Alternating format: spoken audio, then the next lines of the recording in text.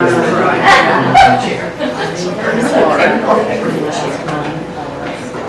now, since I guess I just have to kick this off, disappear in the back?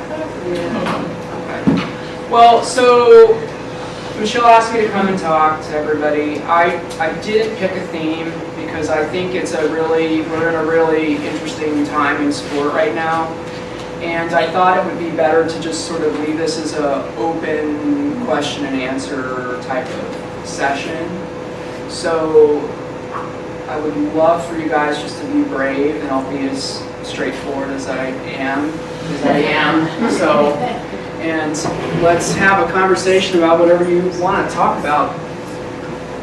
What was your theme, and then we maybe we can... I didn't, but that's my point. Like, I think I'm actually way more interested in what you guys would like to have questions about. Like I said, it's a really tough time in sport. For as far as are we going to be able to keep going or not, and I think that it's good to hear from all perspectives, and I'm happy to talk about whatever you guys want to talk about. I have one stupid question. Sure, there are no stupid questions. Do you think it's going to be taken out of the Olympics? I think that LA is safe. I think Brisbane is safe. Okay, beyond that, I don't know. It's very equestrian in the Olympics. It's very expensive. It requires a lot of space. It requires, when you talk about shipping the horses, and it's not just the horse, it's the groom, it's the athlete, it's the owners, it's the coaches, it's incredibly, it's expensive. And the good news was at Paris, there was, the French actually have the most FEI events out of any country in the world, which I don't think people know that. So they're real horsey. And the good news was that the viewings that were way high for equestrian in the Paris Olympics. So that was good. But the bottom line is that as much as we love the Olympics as this wonderful gathering of all the nations and competing for sport, it's a business, and they have to try to make it pay. So that's where I say LA safe, Brisbane I believe is safe, because Australia, they love their horses, even though that's a huge trip and a huge expense. But beyond that, until we know what city they're going to name for then, I don't know. Yeah. I have a question. Sure. This season you couldn't help but notice at Global that a number of people were called out for welfare, horse welfare issues. Yeah. And they seem to run the gamut, and I guess the judges have to make their own decision. But in some instances, the horse looked stressed. Yep. There was a certain rider riding it, Yep. and they didn't call the person out. Yep. There were other instances where the horse didn't look as stressed to me, Yep. and they did call the person out. Yep. So that's going to be a hard one to monitor and feel like it's being a level playing field. Yes, it is, and I think that that new rule just came into place, and the judges have been encouraged to exercise it. I think they're going to have to find their footing on that. I think like trainers, I don't think we all get it right all the time, and I think everybody is trying to do what they think in that moment is the best interest of the horse. So I think that if things become blatant, like if it's a very high-profile rider that doesn't get called out, and there's been multiple instances, I think honestly, I think there's going to be enough public outcry that will get balanced out. But I would say we're going to have to give it a moment and let them figure it out. I will tell you, when I went to CCAP this past year, I was invited to go as a guest, and I was watching you know what CCAP is, right? For the PREs, it's like the biggest Spanish horse show it's in Sevilla. It's incredible. But it's only Spanish horses. It's an absolute, it's the second largest event in Spain. It's huge. So it's like a cultural icon for them. And I sat there watching the Grand Prix, and these riders had to qualify these horses to get there, and I think that they really only took up to maybe 15 or 18, so similar to like what we do at Gladstone or our championships. They must have spun out 6 horses. Oh my God. And Wow. some of them didn't even get through the first extended trot, and they were out. And I was sitting, we were in the VIP section, right behind the 3 judges, and it was me and Yvonne Los Carl Hester, David Marcus, and we were like, whoa. Because maybe 2 of them, yeah, okay. Was it lameness or welfare? Oh, I think lameness. Okay. I wouldn't call it welfare. Okay. Because those horses Yeah. were perfectly happy to be out, Okay. blitzing around, doing what they were doing. Okay. So, but they were real fast to call it. And I think we're going to see, and that wasn't an FEI show. That was just a breed show, highlight, showcase of the year. And they were like out, out, out. So that was a bit shocking. So I believe we're going to see more stuff like that in the FEI stuff, and then potentially in the national rings too, as it becomes paramount that a layman can walk up and look out and say, is that horse unhappy or not? That's how I think it's going to go. Anyone else? I'm going to just say from show management. So the TDs, the FEI stewards, they have very stern directives that they have to keep an eye on the road. Yeah. Most of the time, if they see something, they're going to try to approach the person and say, can you let the horse out a little bit, or something like that. And if you do it, they're fine and they let it go on. If you don't do it and you continue to go around in that way, then they have to do something about it. They're also instructed, because we had somebody that got really upset about it, but they're going to actually go and they're going to shoot a little bit of video, or Yeah. they're going to take a couple pictures. And this person was so incensed that they did that, and they're like, we have to do it. We have to do it. We can't just tell you. Because they said, my horse was totally fine, I wore him up like this at home, and blah, blah, blah. But at the end of the day, if they can take the video, anybody else, we all have our camera phones, right? And if they allow it to go on like that, and they take a picture of the steward or the TD that's sitting right there, and the horse goes past it, and it's all curled up, and then it goes on and on and on, and they don't do anything about it. It goes back to them, it goes back to showing. So be aware that that is going to happen. It's already happened. So you have to educate yourself at home and know that they're going to be looking at that, And if you think it's okay, just be aware. It's not just, it's anybody innocent bystander or somebody else. Right. But we all have to answer to that standard. If that was happening, and you could have taken a picture of it, or you could have taken video, and you could go back and say, well, why didn't they do something? I saw this go on for 20 minutes. So that's why they try to stop the person and say, can you let it out? Can you let the horse out? Can you stop and take a break, walk the horse down? And if they do, it's fine, continue on. If they don't, then they may have to do something else. And just to add to that, I have personally never experienced, whether it's been in the national rings or in the international side, I have never experienced a TD being what I call unreasonable, ever. I think most of the time, when we've seen stuff, some of us are a little alarmed that it went on as long as it did before somebody said something about it. There's also a very big difference between somebody dealing with a horse that's scared or really misbehaving. Like, I'm not gonna be critical of someone when that thing's got its head between his knees and trying to buck it off. Like, I think we are riding horses here, and I think there's got to be a degree of reasonability to the situation. There's got to be context to the situation.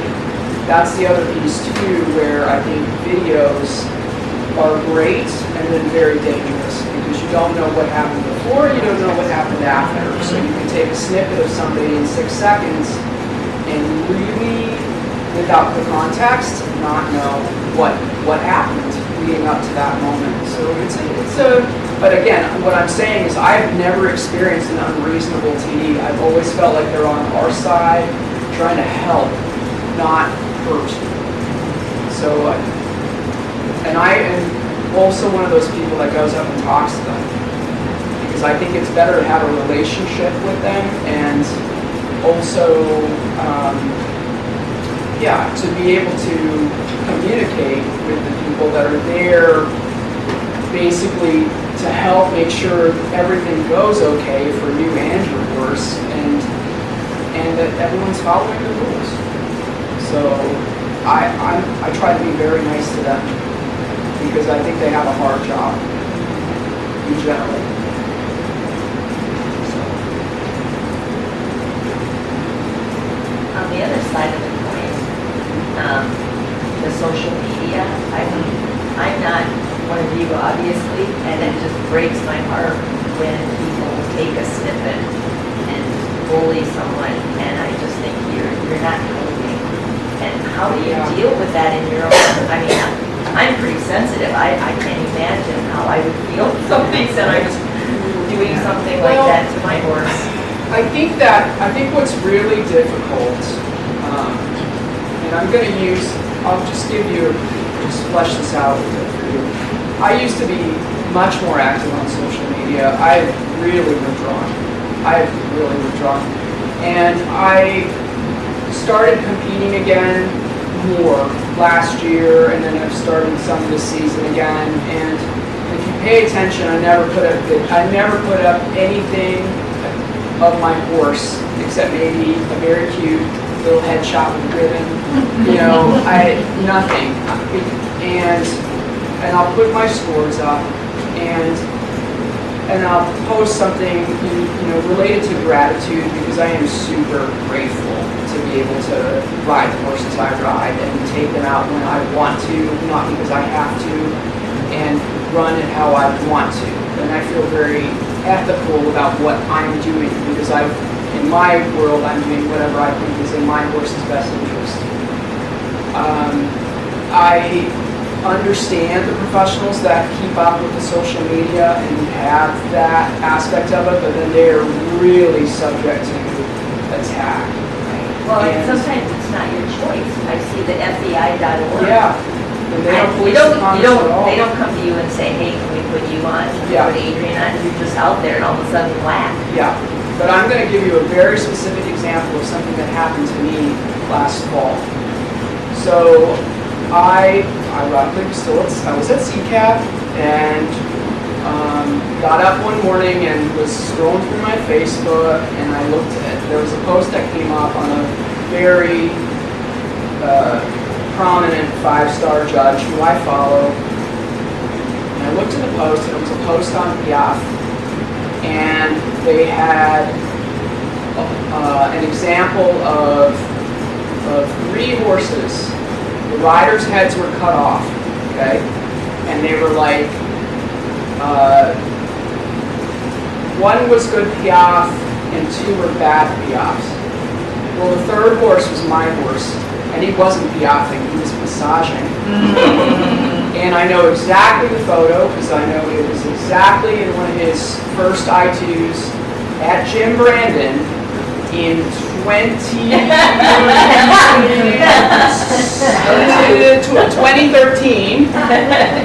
And first off, I was beyond upset, because that horse did more for me than any other animal, and I think what we feel is how dare somebody attack the horse, right? Like, I was really upset about that, and I was even more upset because it wasn't even the movement.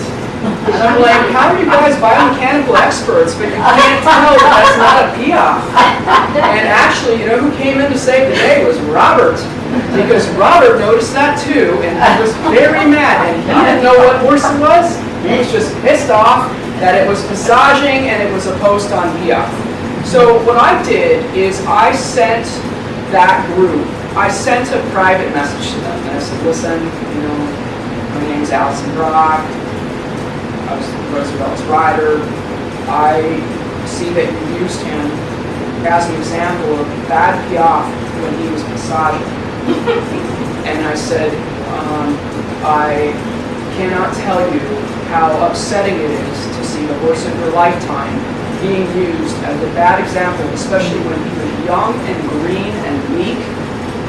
You know, horses evolve. They don't, that's where these photographs, you have to be so careful. You can't just make judgment calls on a still shot.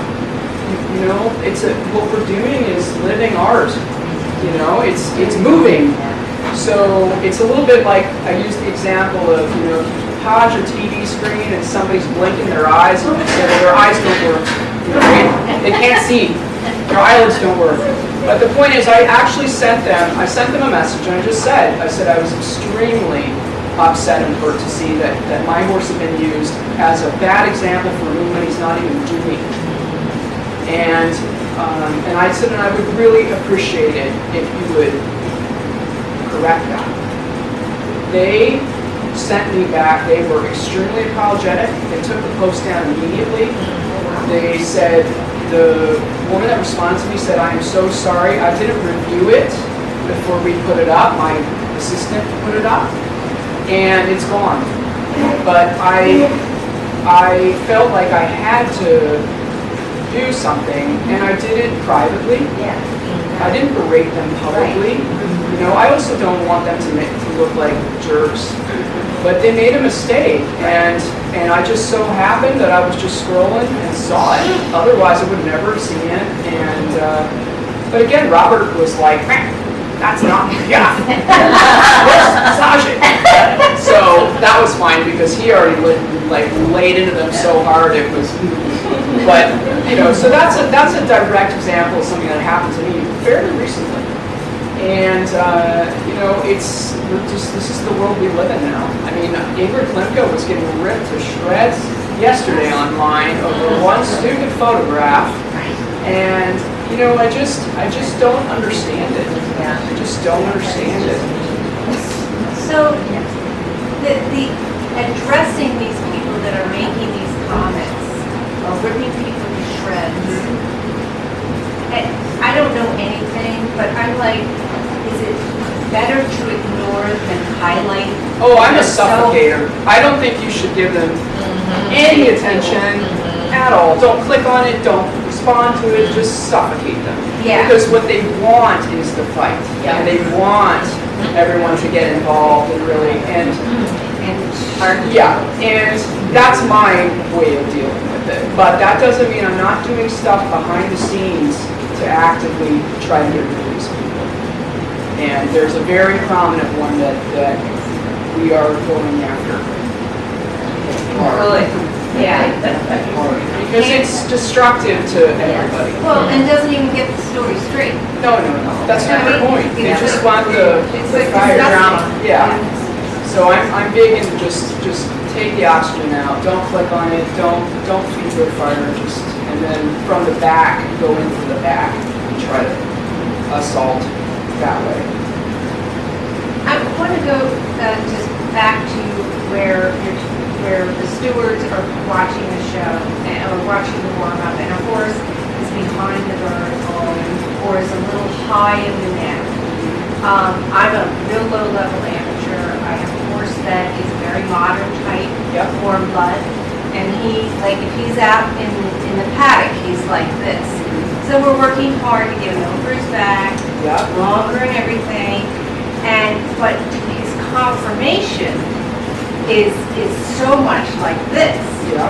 So it's just interesting, and our scores, both mine and my trainer, both, and it was the same judge, no complaint, but it was like, let his neck out more, let his neck, and we are working on that, and I'm learning more about the conformation and why he's that way, and I'm staying here 6 more weeks to get it because he's still young enough, but it's like, what about a horse's conformation? You know, okay, behind the vertical, that's bad. That's bad for 20 minutes, yes. Yeah. But wouldn't you see that in the hand and in the rider doing that? Yeah. Versus giving and the horse is still still up? Well, I think that's also a conversation about connection. And when I think about teaching a horse to go to meet my hand, and for me, connection has to be long-term sustainable. So it's got to be easy for me and easy for the horse, right? It's got to be comfortable for both of us. That's the way I think of it. And my job is to teach that horse that if I close my leg and feel their mouth, that they wouldn't want to actually like bloom into it and seek it, and that I can put them as low or as high as I want. That's like the whole game that we're all trying to put these horses on the bit. I will tell you, the first horse that I had when I went to work for Sue Blanks, I had a saddlebred Hanoverian, and he was real high set in the neck with this real long back and then this really high croup. And he didn't want to touch the bits at all because it was easy for him to just hide from the connection. And the difficulty is that the only way to get a horse to meet the hand like that is that you have to gently feel the mouth. So there's going to be this long process, and when I think about process, I think about millimeters of getting these horses comfortable enough and entrusting the contact and connection enough to stretch out to the hand. That doesn't happen overnight. That takes years, and top line development and stuff like that. And so there are many horses that there's a lot of them in the breeding that have been built with necks now that are tricky, and my prediction is that they're going to breed those necks out. Yes. They're going to breed the mouths out, and they're going to breed the necks out, and you're going to go back to something that's a little bit more, I don't want to say older type, but with a different type of top line, with an easier ability to have a more open throat latch to the hand. And I think we're going to see that in the next 10 to 20 years. It's going to change. The problem with that is, what do I do with my horse now? So you do the best you can with what you got on that day, and know it's going to take you a lot of time, and expect millimeters of progress. And again, horses aren't static, right? So he might be perfect one moment, and then you change the balance or you change gait and he hides again because he doesn't know, and then you let him out again. And I think, going back to the yahoos online that are going ballistic over horses being behind the vertical, I love it when people post videos of bridleless horses. I love it, because oftentimes they'll put themselves right in the bit and they'll be behind the vertical in moments. It's great. Like, no one's pulling on that. But their horses are just trying. They're trying to figure their balance out. And I feel very differently about a horse that's hiding from connection because it's not strong enough or doesn't understand to go to the hand, versus one where somebody is forcefully pulling its chin to its chest. That's two different things in my world. And that's my piece in this, is like, do the judges understand that? Do they see it, or do they just look at, they're not looking totally Well, at they're looking at a snapshot in time, and that's the other thing we have to say for the judges. They don't have context. All they know is what they saw in that arena for 5.5 minutes. Yeah. Right? It's just, that's all that they get.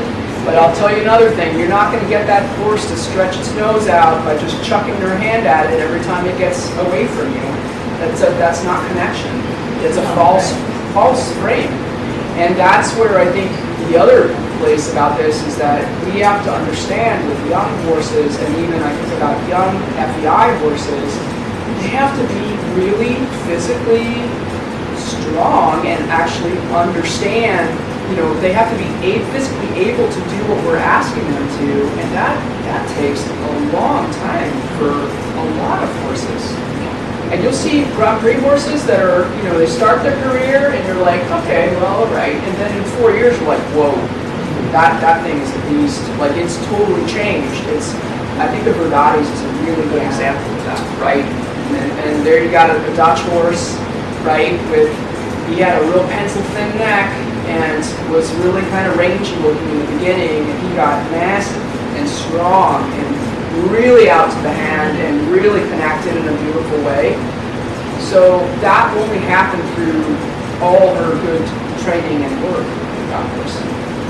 Not because she chucked the reins at it every time it got converted. So that's a little bit how I do that stuff. Thank you. You're welcome. Anyone else? I don't know if this is too vague of a question, Bring it on. but kind of keeping in mind everything we've already talked about with what we're looking at in sport going forward. What advice would you give as someone who is, again, I just started riding dressage back in September. Oh, God. Yep. So, and, I've done some competing down here, which has been great, but like in looking at the future of this sport, what advice would you give to someone who's kind of growing into it now, as far as the training piece, training horses piece, like, Well, I mean, are you addicted to it? oh yeah. Yeah. I think the big thing is that, I'm just an addict. Right? So they can take it away as a sport and I'll still be doing it because the training fascinates me and the relationship with my horses is why I get up every day and I just get that sparks joy in me to teach them things and feel them really responsive to me and all that. So I would say that as far as you, I think you need to do whatever it is. If you're addicted, just roll with it, it's fine. Just drink with it, it's fine. But you should do it because really, really, really good dressage is just unbelievable because of the relationship you end up with the horse. And there's really nothing that I think really replaces that in horse sport. So I just keep on keeping on. No matter what happens with it. No matter what happens with it. I mean, that's my advice. Be very passionate. Enjoy it. Yeah. A lot. Speaking of what happens in sport, Yes. what's your thoughts basically on American dressage at this point in time? In other High words, performance or high performance. grassroots? It goes the whole gamut, of course, because I know you've been very involved with D4K, but actually you can answer both questions. How do we develop the riders? How do we get more in terms of the high performance riders? I mean, I think this year nobody broke about 73 at the most, maybe once. Yeah. While before, not that long ago, you had to have 75 to even be considered on an American team. Yes, that was for Tokyo. Right. So very different coming into Paris. Right. So I have a couple thoughts on that. First off, that every major top country that's competitive, every single country has amazing riders, trainers, hands down. If you look at things historically, it always comes down to who has the best horses and the biggest grouping of the best horses. We are in a lull right now. We saw horses retire. We didn't have anything waiting in the wings. And this happens to everybody. It happened to the Dutch not so long ago too. And I think if we want to be competitive in a top sport, we have to honestly source out the best horses and develop them. That's my opinion about that. The other piece of that is that there was a lot of discussion about buying horses to get on teams. Yes, we have done that this time around, but that has happened as far back as I can remember, that we have owners that will go and purchase very expensive, very talented horses that are sometimes finished, sometimes not. They do that in Europe too, all the time, and I don't know why all of a sudden, we have one owner that makes a big purchase for multiple riders, not just one rider, and then all of a sudden it's an American thing to do that. No. They are trading horses all the time between top riders in Europe, all the time. Nobody is complaining about Catherine DeFore having freestyle, right? everyone's like, oh, she made it better. Yeah, so be happy for it, you know? So I think that there's 10 roads to Rome, and honestly, if we're talking about fielding team, most of the time people are buying younger horses and then developing them, and they pan out or they don't pan out. And then you have the people that go and buy something finished and say, okay, I'm going to actually gun for this and do that. Either way, it's all hard. It's all hard. So it's not, you know, just because somebody's on a €3 million horse, it's still really hard. So there's that aspect of it. And right now, I do think we have some very good young horses developing in this country. So, and also in my opinion, as LA is a home games, we need to be ready for LA. That is important. And we have some horses out and about that could be really top. And I would love to see horses that have been here in country, developed, go to LA, personally. So there's that aspect of it. And then the grassroots aspect of it too, like I am very involved with D4K because I would have been one of those kids. I didn't come from massive resources. And I do stuff for USCF as well. You know, I've been very involved with that January clinic where those elite kids that they're all there because they've qualified, because they've won stuff. I help those kids too, but I'm very interested in the D4K kids because those are the kids oftentimes that are going to end up being trainers, right? And they're tough and they're scrappy and they're riding whatever gets handed to them and they're learning how to deal with it. And I have many kids now. I started helping Lennon with that in 2015. I have many kids that are now young professionals that are just going on. So that's very interesting to me. The other part about sport development in this country, this is where everyone's going to start, just don't throw stuff at me, okay? Please don't throw stuff at me. If we want to make it better, there really have to be stricter requirements like there are like in Germany, where you get so many scores at this level and then you are allowed to move to this level, and you get so many scores at that level and you're allowed to move to that, and you earn the right to be there instead of saying I just bought a Prix St. George horse and now I'm a Prix St. George rider because I gotta wear the coat. So that's something that I think everybody needs to don't throw things, but really think about when we talk about also welfare and what the public thinks when they walk out to a horse show.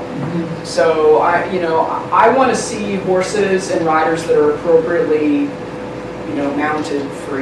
It's gotta be right. So you can't skip steps in this stuff. Dressage is hard. It's really hard. The one thing that we joke about all the time at Grand Prix, we're just all still just trying to put them on the bit. Definitely. We're like, one day they don't need to on the bits because it's so hard.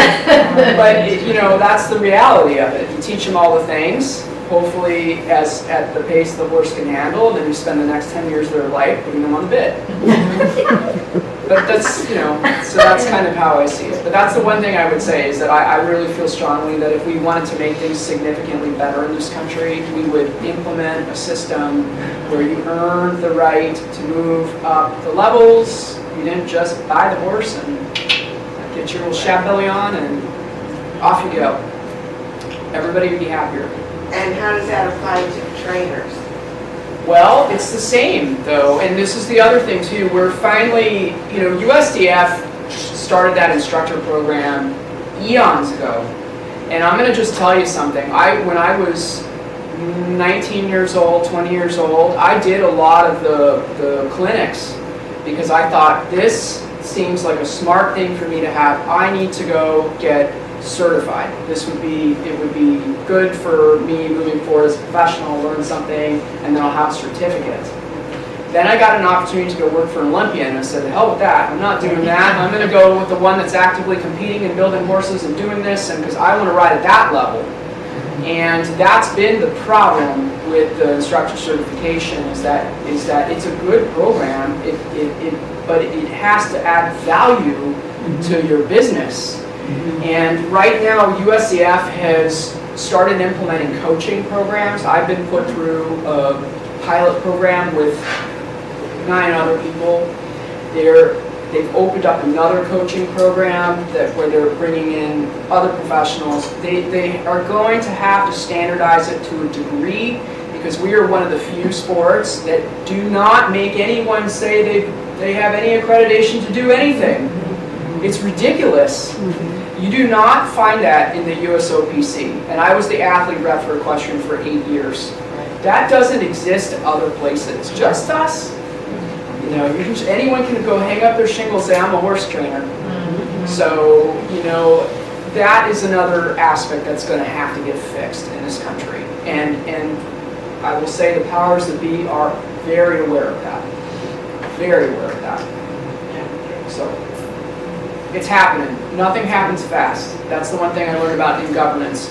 Nothing happens fast, but there are many, there are really great people working behind the scenes to try to make it a lot better. And you have to trust me on that. So, yeah. And I think it's hard for some trainers, it's their living, so if they have someone who buys a pre-St. George horse and wants to show. They're in a horrible position. It's a horrible position, because if they say you're not ready, they'll move on to somebody else, so. Well, and then if you have discussion with judges too, because they're also in a horrible position, because they will say, well, this doesn't belong here. And then they do that enough, and they just don't get any calls to come work. Right, yes. So it's not so black and white, it's very gray. But that's where I'm like, please implement standardization where you have to earn through the levels, because that would take the pressure off the judges and the trainers. So, I mean, I feel very lucky because if I tell someone not to do something, they pretty much don't do it. Right. Because I'll fire them. Right. You know, like I will, because it's also my reputation. But I am in a very, very, very fortunate position that a lot of people aren't. So, and I get it, the finances for horse trainers out there, I mean, you lose one client and that can tip the whole apple cart and you're done. Yeah. So a little bit they're at the mercy of keeping their client base. So it's complicated. It's complicated.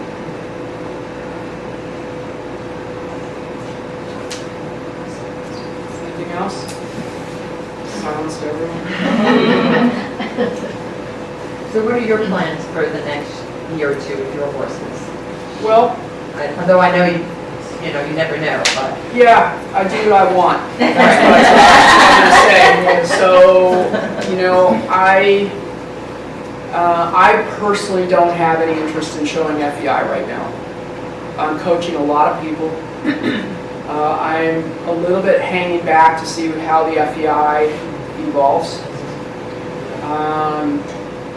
I think that there's very poor rider protection, and I think that it's whatever I do, I have to feel like whatever I'm doing in my horse's best interest, and also in my best interest. And right now, I don't think it's in my best interest to be kicking around the FEI ring until I see where things are going and I feel like it's a bit more of a fair playground. And that means I'll be knocking back in the back rings, doing what I do, perfectly fine. I like competing, but I don't, I'm clearly not one of those that feels like that it's not what motivates me in the end of the day. It's a nice cherry on the top when it goes well and it works out and you can showcase your training and all that, and I really like that I know that I can do that, but it's not what motivates me to get up every day. I'm way more interested in training and riding and teaching, personally. So I will be watching the FEI to see what they do, and then I will make decisions based on what I think they are doing if I go back into that same house. Are you staying here year round? I am here year-round, yeah. How's your little guy? He's great. He's a monster. He was told he was not allowed to come here tonight. Isn't that terrible? No, how old is he? He'll be 4 in July. He's at his grandparents in Wellington right now. So yeah, he has 0 interest in horses. I think it's awesome. I'm like, oh my God, they make me so much money. Well, yeah, he's in the monster trucks right now. Yeah, monster trucks. So when you were in the Olympics, what was your most favorite moment? Oh, there were a lot of them. I think it's very overwhelming, right? And Rio was in particular because of Zika and some other things. Yep. There were some really kind of sketchy things. I can still remember when we flew in, we were on a flight from Amsterdam with all these athletes from all over Europe coming in together. We didn't have our kit because it was waiting for us in Rio, so we just looked like normal humans. Casey and I just go trudging back to the plane. The best part was we walked past the Dutch dressage riders that were kitted out and in first class.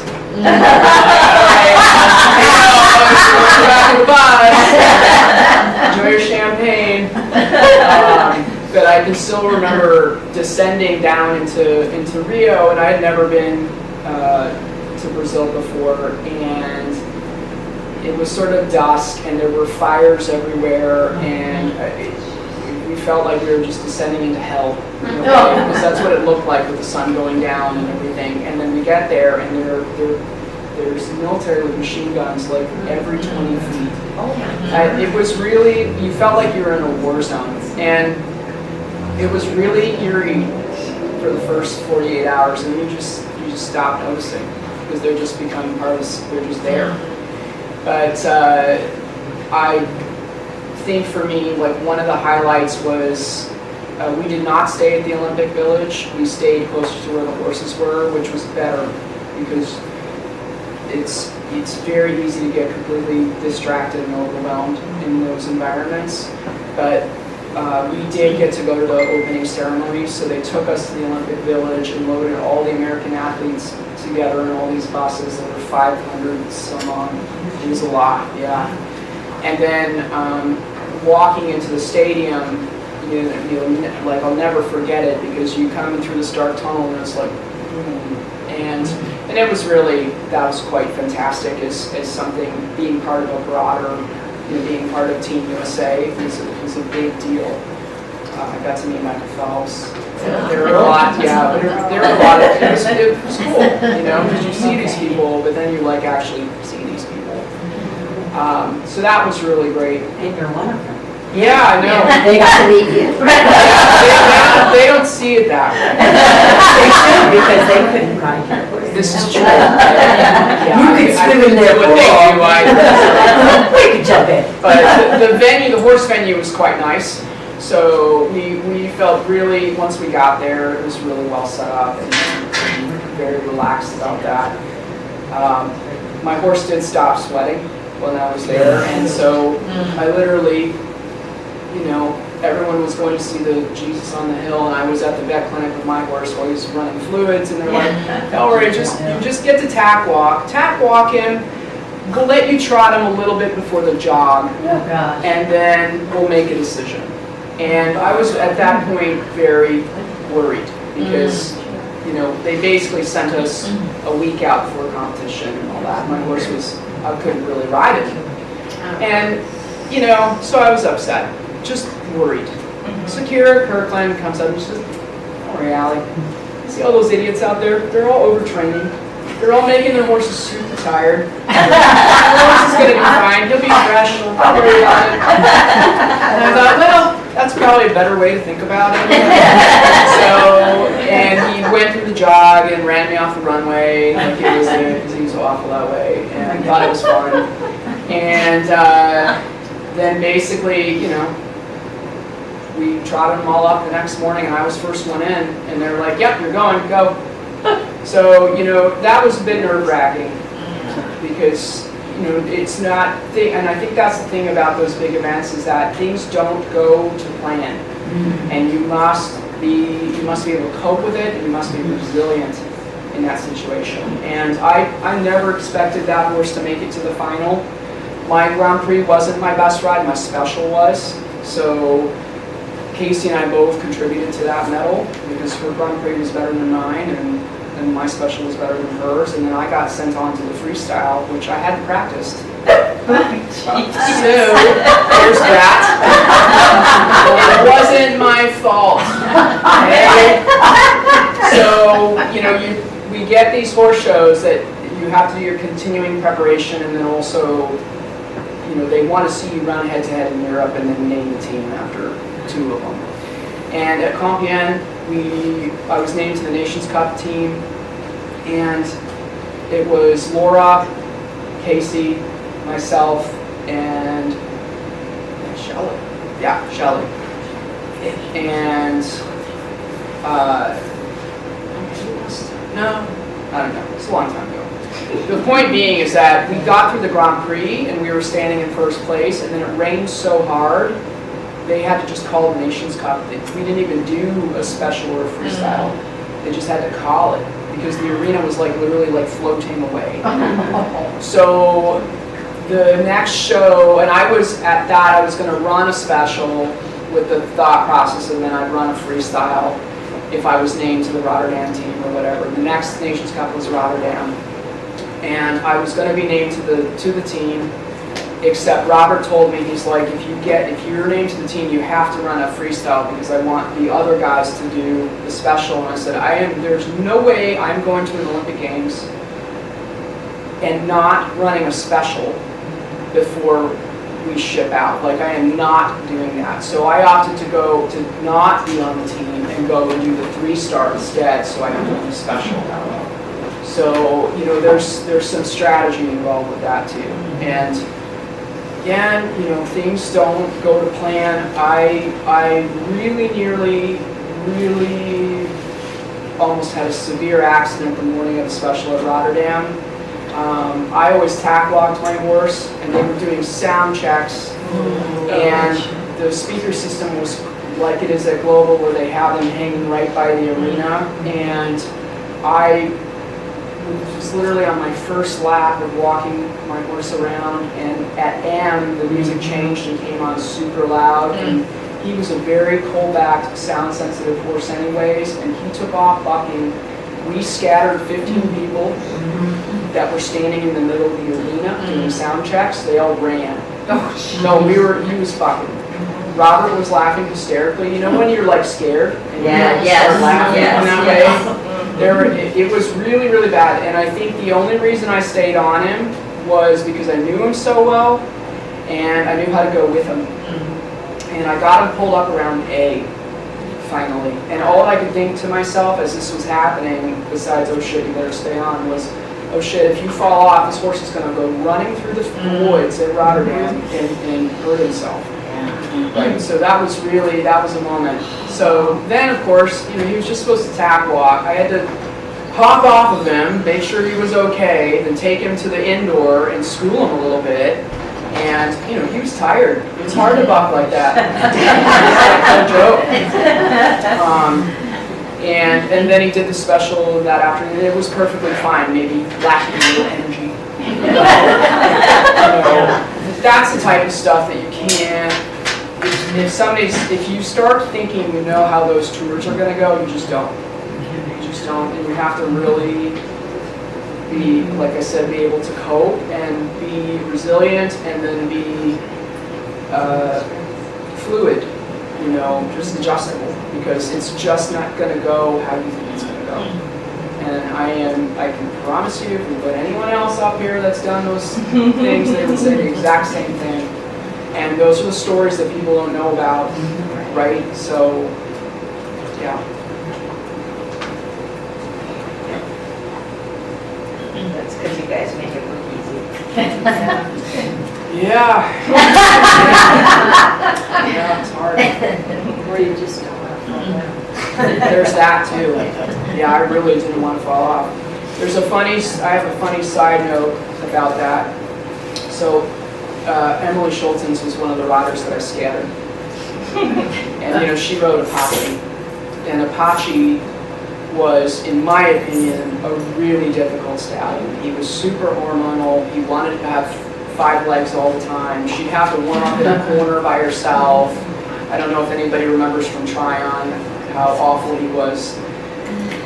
At Compiègne, she had to pack up and go home because he was destroying himself in the stall. Like, he was a real difficult stallion. And my stallion was a stallion, but he was never like that. But I did chase her, the fucking stallion. So later on, somebody I know was trying horses at her place, and my name came up, and she was like, "Oh, she rode Roosevelt." And I thought that was so funny because I felt the same way about Apache. I'm like, oof. I don't want to deal with that. Yeah. So, and then the other story about that too was Brett Parbury, who's an Australian rider who used to ride broncs. And we're all exhausted at the end of these horse shows because there's so much riding on them, and we're eating like at 10 o'clock at night, and everybody's in the hotel and trying to just get some food and keep their head on straight. And Brett comes up to me and he goes, "Oh, mate, God, I heard about your horse this morning. I wish I could have seen it." She's like, those dressage horses, none of them buck like that, but they said your horse is bucking like a bronco. I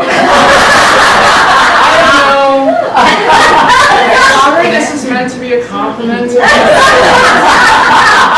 But I was like, thank you. What do you say? Yep, he was bucking like a bronc. So that was a funny story. So, a little side note. It's not what you want to be known for. It's okay. It's all good. Was his back a little warmer after? Yeah, like I said, he was tired. It's hard to buck like that.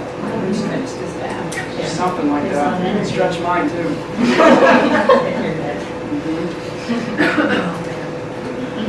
What is an average work week for your horses in training? Recognizing you're all a little bit different, but how many days a week do you work versus do other things, and what other things do you do with them? My horses typically work 4 days a week as far as dressage training. And then depending on my schedule, their other day would be either fully off or on the walker or whatever, or hacking. I like to tack walk horses, and I think it's good for them to go out and about if there's a good environment to do it in. So if I was ramping up to more serious stuff, if I had an FEI horse that I was going to rate, I need you significantly fitter, I would add in a second set of tack walking it. And if I wanted it really fit, I'd put a butt band on it. Butt band. And walk them, Yeah. tack walk them with butt band. Yeah. And preferably out of the arena. Is it something that just goes like a? Yeah, there's an Like actual, the Equivore band. yeah, exactly, yeah. And I think that you see a lot of repetitive stress injuries in dressage horses. I think that walking but sitting on them walking is one of the best ways. It's low impact, high yield, and it's one of the best conditioning things you can do for horses. And it's time consuming, but it's, in the end of the day, you're just spending time with the horse. And do you work them 4 days in a row, or you break it up like 2 on? No. How do you do it? No, mine right now, they're off on Monday. I ride Tuesday, Wednesday. They're off on Thursday. I ride Friday, Saturday, I hack them Sunday. And if I have something that I think is being fractious, they'll go 3 days in a row. Like, I'll do whatever I think the horse needs, but I think that I'm just not big into overworking them. And I've gotten, and as I get older, I've gotten much more efficient in my training. So stuff that used to take me a lot longer doesn't take me as long to accomplish. And I still haven't figured out is that just because I understand what I'm doing better, that I'm able to just go straight in and do it. I don't know. I haven't figured that out, but I have gotten significantly more efficient. I think too the benefit of getting older and getting more experience is knowing when to stop. Knowing when to just leave it alone and know it'll be fine the next day. And that's something too that you don't, you learn that through, I think, doing the wrong thing. And I think also too, people are really, they don't want to talk about their mistakes. I mean, I've made all of them, all of them.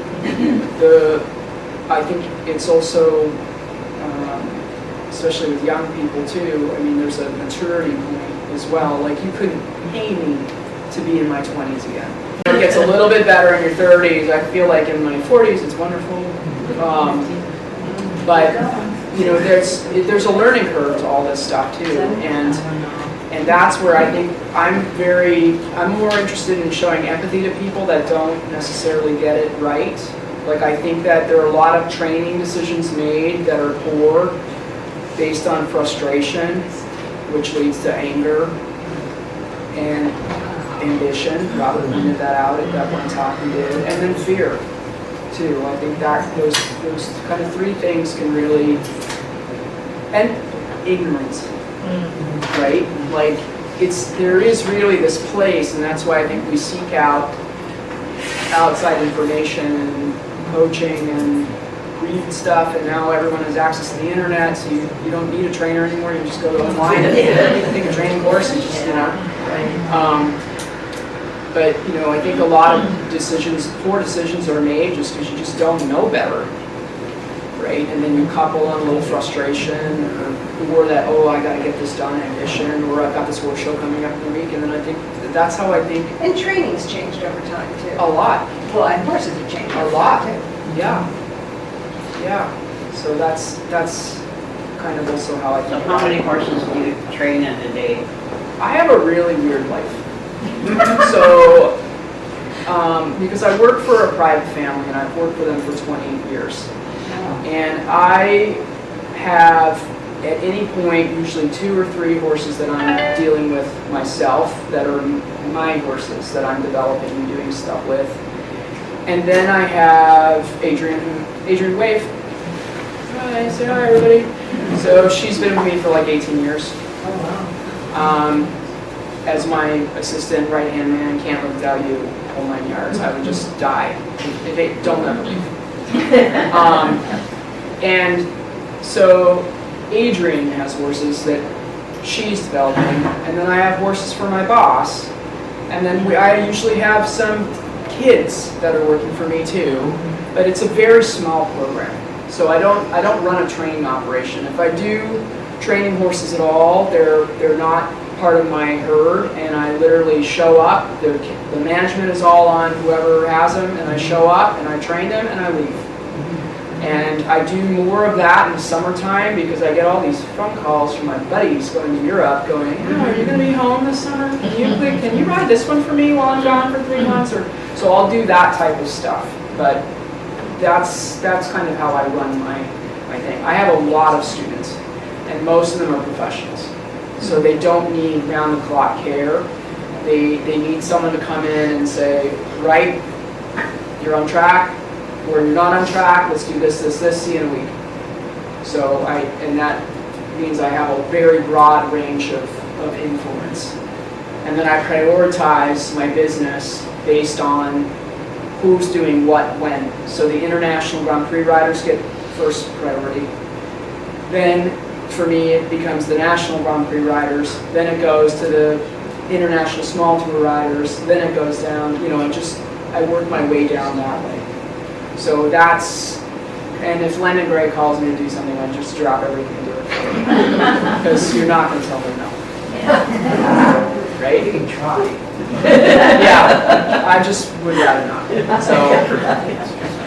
She doesn't take no. But I also, too, because if she's calling me, there's usually a reason. And so I try to, whatever I can to accommodate that, I will always try. Where did you grow up? I'm from Hawaii. Yeah, I'm from Oahu. So, very unusual situation. So kind of with the training question. Yeah. Turnout, how much turnout do your horses get? Does it depend on the individual? Depends on the individual. Most of our horses, like, they don't like bugs. They don't do bugs, right? But I'd say most of ours go out minimally for an hour, minimally, and then as much as they'll tolerate. So, and then we also, we clean our paddocks every day. We really try to keep them up. It's not easy to do in Florida, and but it's on a completely individualized basis. I also try to not set my horses up to fail. They've had 3 days off, I don't turn them out. I ride them first. Right. And when they're nice and tired, then I turn them out. And if they're real wild, I'll ride them real hard and then ride them to the paddock and take all their stuff off and turn them out.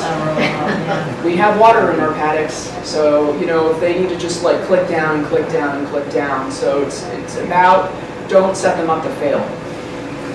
You know, if you have a horse that doesn't like wind, don't turn it out in the wind. Yeah. You know, I mean, it's about knowing the individual. And some of them are going to be fine, and some of them are just little princesses that just can't handle anything. So, you know, we do a lot of taping of feet at our house. We go through a lot of duct tape to keep shoes on. I'd rather go the extra mile and spend the money on tape than calling the farrier up. We're waiting because my horse ripped half its foot off in the paddock. So we go through a lot of tape. So that's what I'm kind of struggling with in my head, because my 2 older horses are fine with an hour down here. Yeah. I'm from Wisconsin, they're out for 6 or 8 hours. Yeah. Next year I'm bringing down a 3.5-year-old. Yeah, that's going to be tough. I'm a little nervous about that, but I don't want him sitting for 6 months while I'm here. Yeah, I would try to figure that out. And Yeah. what that might mean is he gets turned out in the morning, he gets turned out in the evening. Yeah. You know, if he can't handle it or whatever. It's real tough with young horses here. If you're not owning the farm and can do what you want. And I think that if you were to talk to lots of people that come down for season, they all have the same complaint. Okay. Like one of my professionals was like, I can't wait to get back to Virginia for night turnout. You know, because by the end of the season, those horses, you know, that are used to that are just intolerant of our plastic grass and bugs and, you know, just. And you can't blame the owners, because the No. paddocks look terrible by the time you leave. Right. I mean, then they spend the whole summer Yeah. trying to get them back in Yeah, shape. but I think it's anything to do with if there's an ability to let those young horses be out, it's just better. You know, because for me, tired horses are good horses. That's what I'm thinking for a younger. Like Starting over. Yeah, same, you know. So that's how I see it.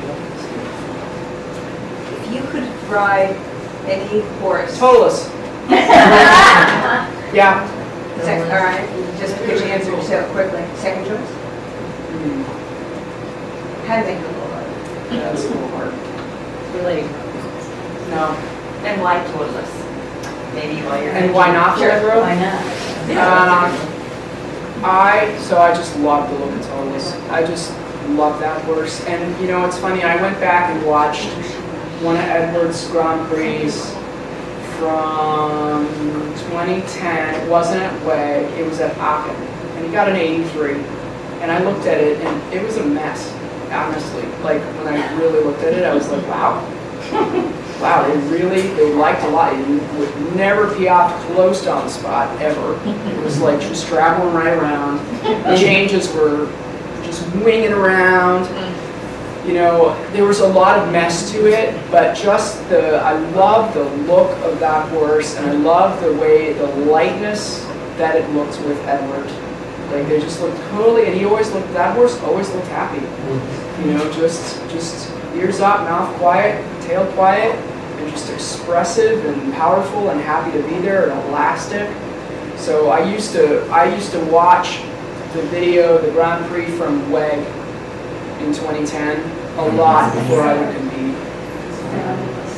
Which is weird because I should be watching a female rider, right? But I just And I knew that my horse would never look like that, but if I could just channel a little bit what it might feel like, that was really important to me. And the reason I said no to Allegro is that thing pulled like a American train, and her arms were like that for a reason. Ripping out of sockets. Oh my God, get our hands out there. Hers were being and though I think he was an amazing horse, that was a very complete horse, right? There were no holes to that horse. And I loved watching him go. I saw him live for the first time in 2011 at the Europeans at Rotterdam. And I was like, whoa, that's impressive, but very strong. Very strong. I don't know, I'd have to really think about the second horse. That really just spun me for a loop. Because there are a lot of really fantastic. And you can even go back in time from that. Well, yeah. The one that I actually think looks really cool now is that Top Gun horse that Adrian tried. The one that's doing the Prix St. George right now. Last year I was like, Adrian, can I get on a canter like 3 steps? I just want to feel it. Because it's so like, wow. It looks much safer this year. I should ask her again. Maybe she's going to Europe. But yeah.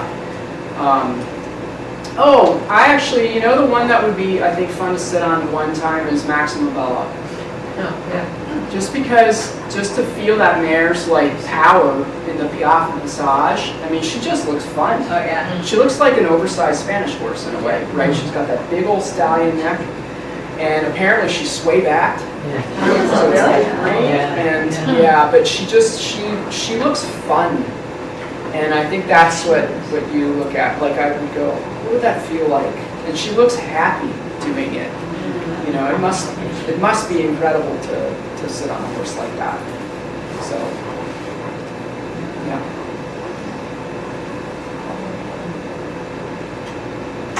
Anything else? I know, very quiet. When you started your career, did you ever have like a goal going to the Olympics, or was that just kind of? I think every kid thinks about that.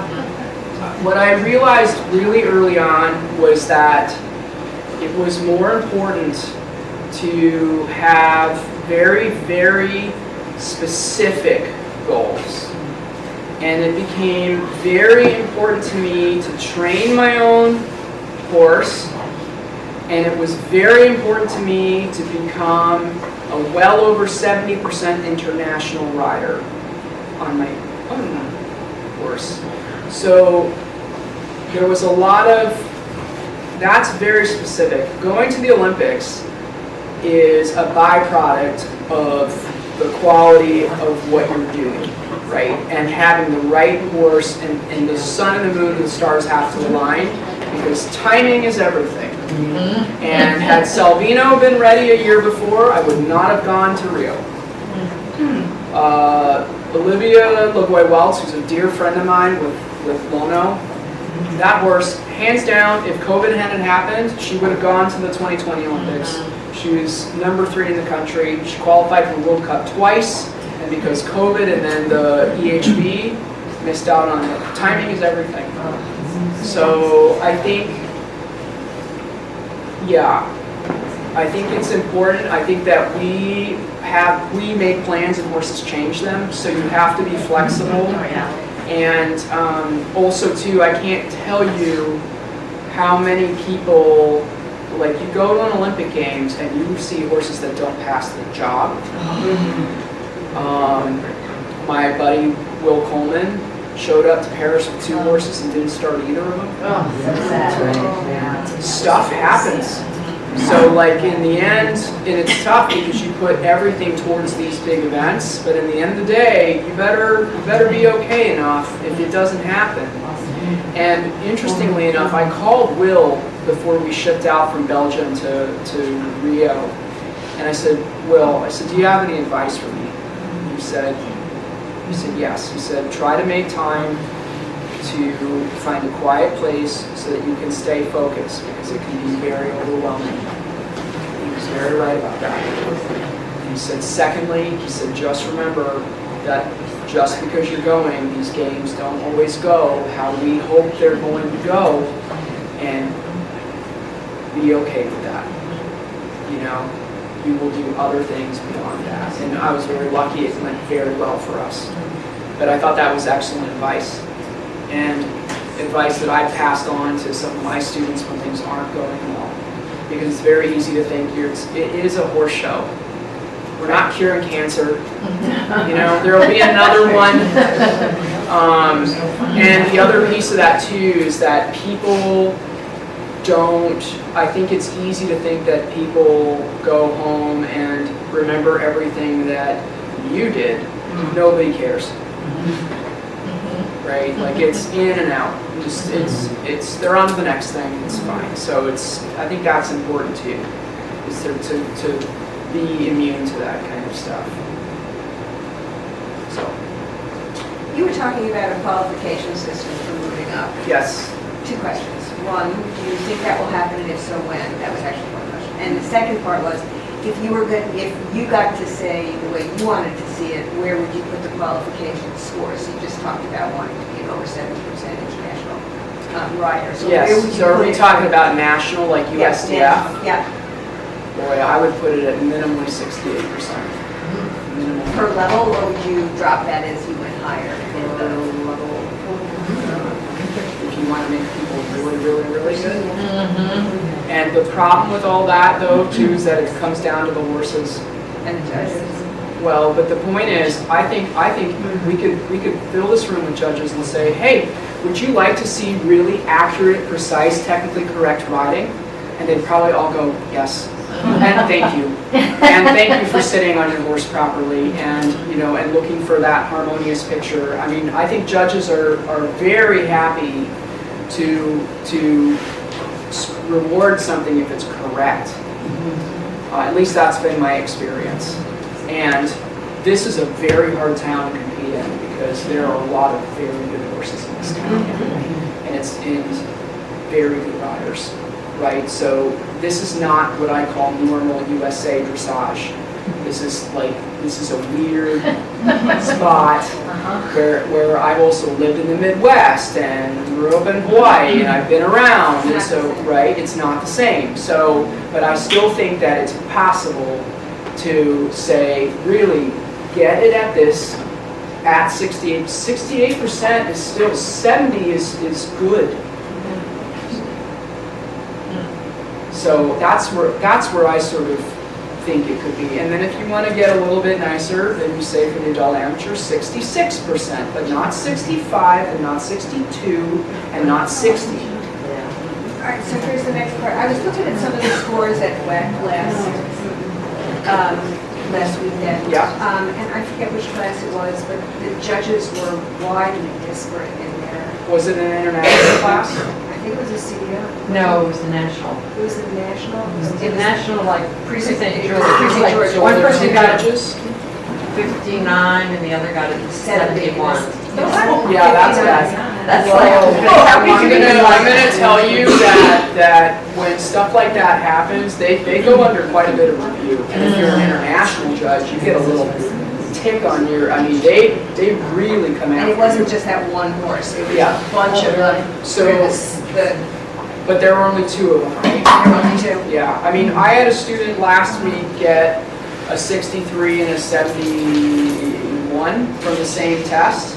And I looked at the test. She was very upset. And I said, listen, give me those tests. Let me look at them real quick. Because I know both judges. And I've ridden under both judges. And one was very high. And one was, in my opinion, probably fair. But also when there was a mistake, like I looked at this test and I went, okay, this is more critical international type judging. And this is more, wow, that's a really nice horse and happy to see it in the ring. I don't think either are wrong, but here you have 2 very different perspectives, and I'll say C and E are very different perspectives, wildly different. Where I get really creeped out is if E and B are wildly off. Right. Oh, yeah. That makes me very nervous. But when you have different angles, it happens. It does happen. But again, judges are people. It's I'm not faulting the judge. Oh, I know, but I'm saying that it's a subjective sport. We all are partial to things. We all have preferences. And what I think, and this is the same for trainers, everybody has their things, right? So one judge is going to go, that horse's mouth is busy. The other one's not going to notice. One judge is going to go, the pole's too low. The other one's not going to notice. One's going to care about the tail. The other one's not going to. No, it's about what it is that catches their attention and makes it work for them. So, but it does happen. They try really hard not to be that off. I can tell you that. Sure. And again, like, it's been my experience that they're really trying to do the right thing. And it's hard. I could never be a judge. And I'd be a really mean one too. Just saying. Because I come from, for my opinion, it's not just sport, it's art. So it should be beautiful. And I also, as a horse trainer, I understand that horses get upset, have bad days, are anxious, this and that. But what I don't like seeing is poor training and poor riding. So I would be that guy. They'd be like, don't call her back. I would judge training ever again. But that's my point. I mean, I think they have a very hard job. So what is the future? Somebody recently was discussing how they're doing this AI judging, that judging is going to be AI eventually. I personally think that in some cases that'll help correct things, because we also see this happens all the time where you have different perspectives. Let's take a line of flying changes, and you'll see this in the international ring all the time, where you'll see consistency with 4 of the judges and then 1 outlier, and that guy. So let's say this one gave it a 7.5 and the others gave it a 5. This guy didn't see the 1 missed hindleg, and they couldn't have because of where they were sitting. Okay. The way that I see it, especially, and that's the nice thing about having more than 1 judge, is that in my world it usually evens itself out. And like even in the case of my student last week, she ended up with, I think, a 68. That's probably closer to the truth. They even each other out. So. Yeah, I think that in certain cases it will correct things. And you already have that judges advisory group at these championship events that will go back and do video review and correct marks. That already exists, but only on championship level. Olympic Games play, like really top sport. So I think it could be useful, ultimately, in certain situations. Anything else? Nothing? All right. Great job.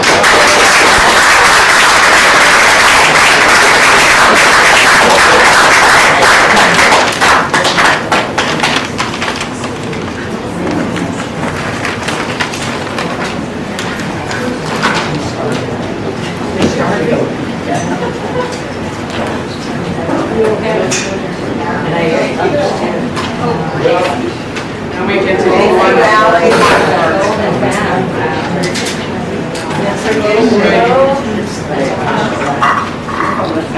Yes. I'm Mary Beth. Oh, Gail. We text. Gail, right.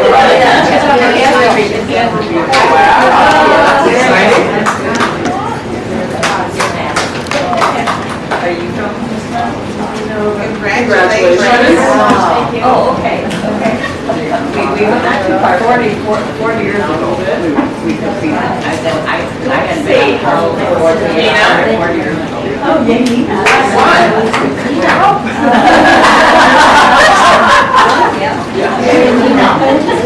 Oh,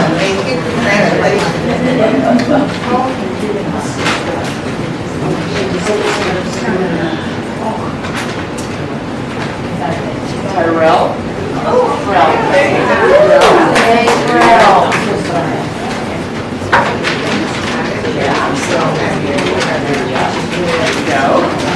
you.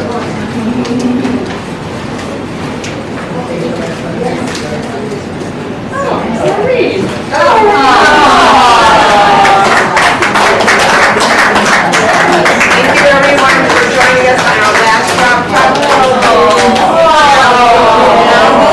Wait, come celebrate. Carol brought us monarch butterflies to release in honor of tonight, and we'll wish them all well on their journey to Mexico. Come on out. No, they'll be coming north now. Oh, that's right, they're coming north. They're going north with us, yeah.